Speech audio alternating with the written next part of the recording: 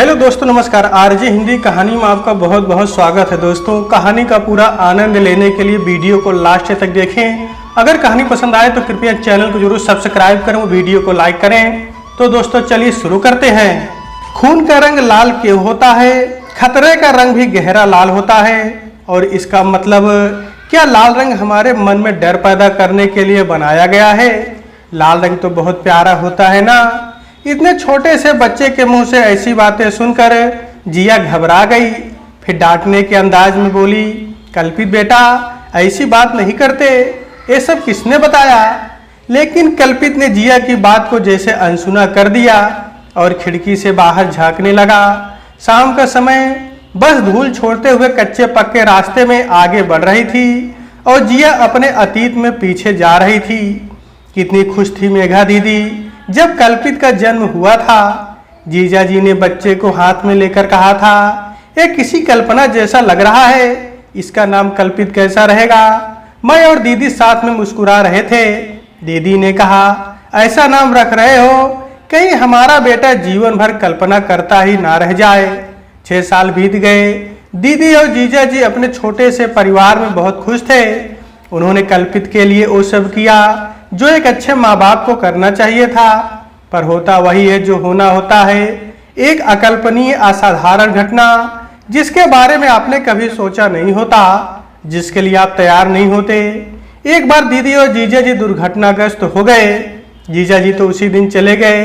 दीदी को कल्पित की फिक्र मरने नहीं दे रही थी। 3 दिन तक उनकी सांसें धीमे धीमे चल रही थी। चौथे दिन मेरे हाथ में कल्पित का हाथ देते हुए दीदी ने वचन लिया कि मैं जीवन भर कल्पित की मां बनकर रहूंगी, और मैंने मान लिया। फिर कोई दूसरा रास्ता भी नहीं बचा था। अब कल्पित ही मेरा जीवन है और इस रास्ते में कोई बाधा ना आए, इसलिए अब तक विवाह भी नहीं किया। पीप पीप बस की हॉर्न की आवाज से जिया की तंद्रा टूटी। कंडक्टर चिल्लाया, बस यहाँ आधा घंटा रुकेगी, सामने ढाबा है, खाना खा लो। जिया ने देखा कल्पित सो रहा है। कितना मासूम, कितना निर्मल, बिल्कुल दीदी पर गया है। उसने कल्पित को धीरे से हिलाया, बेटा उठो, खाना खा लो, अब बस रात भर कहीं नहीं रुकेगी, उठो कल्पित, खाना खा लो। कल्पित ने आंखें नहीं खोली, सिर्फ होंठ से बुदबुदा दिया, मौसी मुझे भूख नहीं लगी। जिया ने उसे उठाने की बहुत कोशिश की पर वो नहीं उठा। अंत में हार की जिया उसे अकेले छोड़कर खाना खाने चली गई और सोचा उसके लिए कुछ पैक करवा करके लाऊंगी। जिया सीट से उठकर आगे जाने को बढ़ी, तभी उसकी साड़ी किसी ने पीछे से खींच ली। जिया ने बनावटी गुस्से से कहा, तुम फिर से शरारत करने लगे? जिया पीछे मुड़ी, उसका दिल मुंह को आ गया। कल्पित तो दूसरी तरफ मुंह करके सो रहा है। फिर किसने मेरी साड़ी पकड़ रखी है? शाम का समय था, अंधेरा हो गया था, बस में हल्की रोशनी थी। जिया ने गौर से देखा तो उसकी साड़ी सीट के हैंडल में फंस गई थी। उसने पल्लू को खींचा और आगे बढ़ गई। ढाबे के पास पहुंचते ही उसने देखा एक महिला दूसरे तरफ मुंह घुमाकर बैठी है और उसने लाल साड़ी पहनी है। पीछे से यह बिल्कुल दीदी जैसी लग रही है। जिया ने मन में सोचा और आगे से घूमकर उस महिला का चेहरा देख लेने की ललक उसके दिल में बढ़ गई। लेकिन जितनी तत्परता से वो वहां गई थी, हताश होकर उतनी ही वेग से वापस लौट आई। ढाबे पर उसने थोड़ा बहुत खाया और 2 बिस्किट और चिप्स लेकर बस में चढ़ गई। बस में इक्का दुक्का यात्री ही थे। अभी बस को छूटने में 10 मिनट और बचे थे। सीट के पास पहुंचते ही जिया ने देखा कल्पित वहां नहीं था। उसने जोर से आवाज लगाई, कल्पित कहाँ हो बेटा? पर कोई आवाज नहीं आई। जिया ने कुछ यात्रियों से पूछा पर किसी को पता नहीं था। उसने बस का कोना कोना छान मारा पर कल्पित कहीं नहीं मिला। बेसुध होकर जिया बस से उतरी और आसपास पागलों की तरह कल्पित को खोजने लगी। कुछ लोगों ने भी उसकी मदद की। कल्पित का कहीं कोई पता नहीं था। चारों तरफ अफरा तफरी मच गई। उसे खोजते खोजते आधा घंटा हो गया, लेकिन वो नहीं मिला। बस भी रवाना होने के लिए तैयार थी। जिया का रो रो कर बुरा हाल था। लोगों ने बहुत ढूंढा पर कल्पित कहीं ना मिला। जिया ने वहीं रुकने का फैसला लिया और बस अपने गंतव्य की ओर बढ़ गई। जिया वहीं ढाबे पर रखे कुर्सी में बैठकर सुबकती रही। ना कोई ढांढस बंधाने वाला, ना कोई मदद करने वाला। दीदी ने कितना भरोसा किया था मुझ पर, कल्पित को मेरे हाथों में सौंप कर ही तो वो चैन से सो सकी थी। जिया ने अपने आंखों को हथेलियों से ढक रखा था, लेकिन अश्रुधारा निरंतर बह रही थी, जो हाथ से होते हुए कोहनी तक जा पहुंची थी।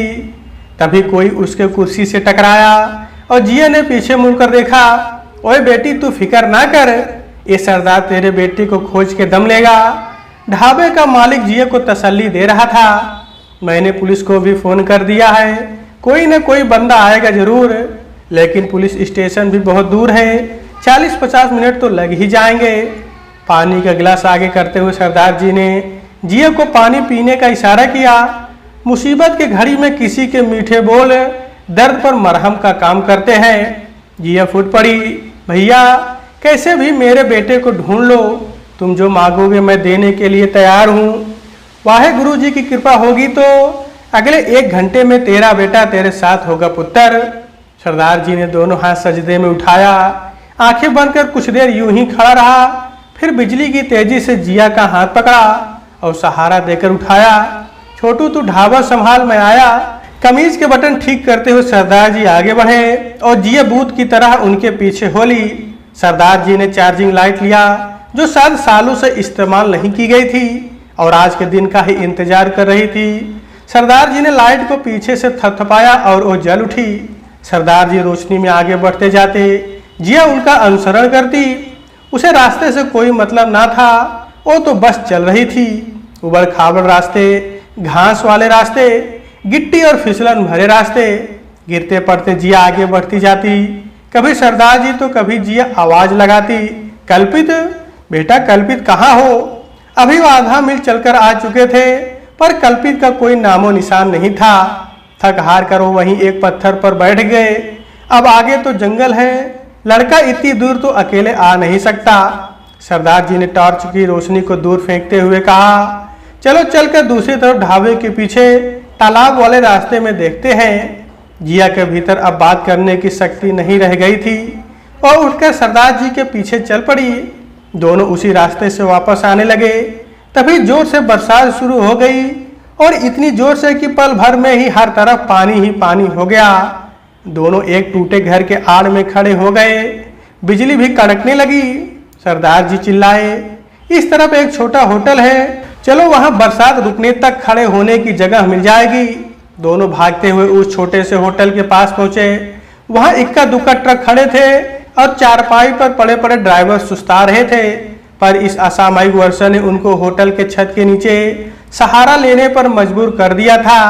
सरदार जी जिया का हाथ पकड़े भागते हुए होटल के पास आए और छत के नीचे खड़े हो गए। बरसात अब कुछ हल्का हुआ। जिया ने सरदार जी से रूंधे हुए आवाज में कहा, भैया ढाबे पर पुलिस आ गई होगी, हमें वहां पहुंचना होगा। और दोनों चलने को तैयार थे, पर तभी जिया को एक जानी पहचानी रोने की आवाज सुनाई दी। हाँ, कल्पित ऐसे ही तो रोता है जब उसकी कोई जिद पूरी नहीं होती। अभी कल ही तो जिद कर रहा था और ऐसे ही रो रहा था, बिल्कुल वही आवाज। यही सोचते हुए जिया दौड़कर होटल के अंदर घुसी और देखा कल्पित खाट पर बैठा रो रहा है और एक 20-22 साल का लड़का बिस्किट और पानी लिए वहां खड़ा है।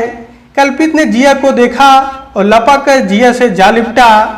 जिया के आंसू जो खत्म हो चुके थे, ना जाने फिर से कैसे बहने लगे। दोनों बिना कुछ कहे कुछ देर यूं ही लिपट कर रोते रहे। फिर कल्पित ने रूंधे हुए आवाज में कहा, मौसी आप मुझे यहाँ बैठा कर कहाँ चली गई? मैं कब से आपका इंतजार कर रहा था।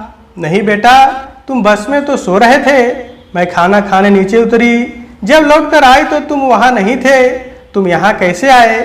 तुम बस से नीचे क्यों उतरे बेटा? तुम्हें कुछ हो जाता तो मैं क्या जवाब देती दीदी को?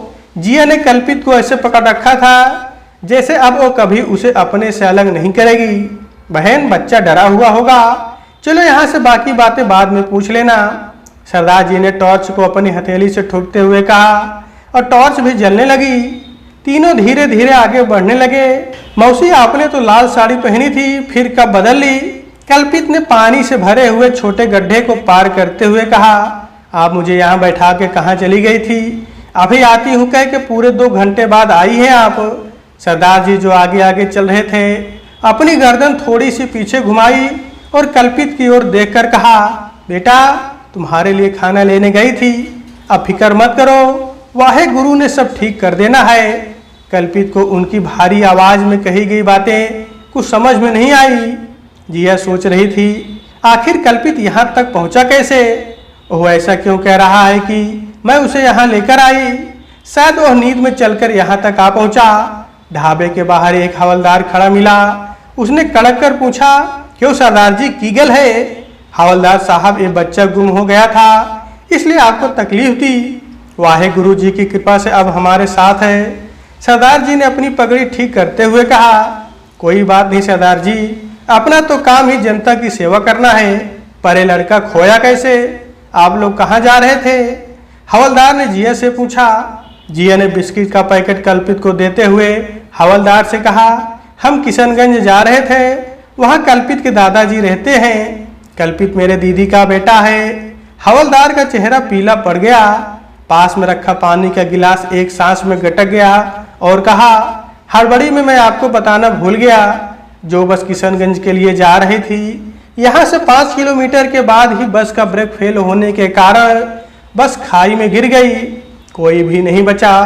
आप किस्मत वाले हैं जो उस बस से उतर गए। जिया का दिल धक से रह गया। वो पास के रस्सी के खाट पर धड़ाम से बैठ गई। आज की घटी सारी घटनाएं एक एक करके उसके जेहन में तैरने लगी। फिर चाहे वो कल्पित का सवाल हो, लाल रंग बहुत प्यारा होता है ना, या बार बार दीदी की यादें, उनको अपने आसपास महसूस करना, कल्पित का गायब होना और मिलने के बाद कहना, मौसी तुम ही तो मुझे यहाँ लेकर आई थी। मौसी तुमने लाल साड़ी पहनी थी, कब बदल दी। जिया ने ऊपर आसमान में देखा। अब बादल छट चुके थे। 2 तारे आसमान में मध्यम रोशनी में टिमटिमा रहे थे। कल्पित ने जिया को हिलाया और जब जिया कल्पित को देख रही थी, उसने जिया से पूछा, मौसी क्या मम्मी को लाल रंग बहुत पसंद था। तो दोस्तों आज के वीडियो में बस इतना ही। कहानी अगर आपको पसंद आई है तो कृपया चैनल को जरूर सब्सक्राइब करें और वीडियो को लाइक करें। तो दोस्तों नमस्कार।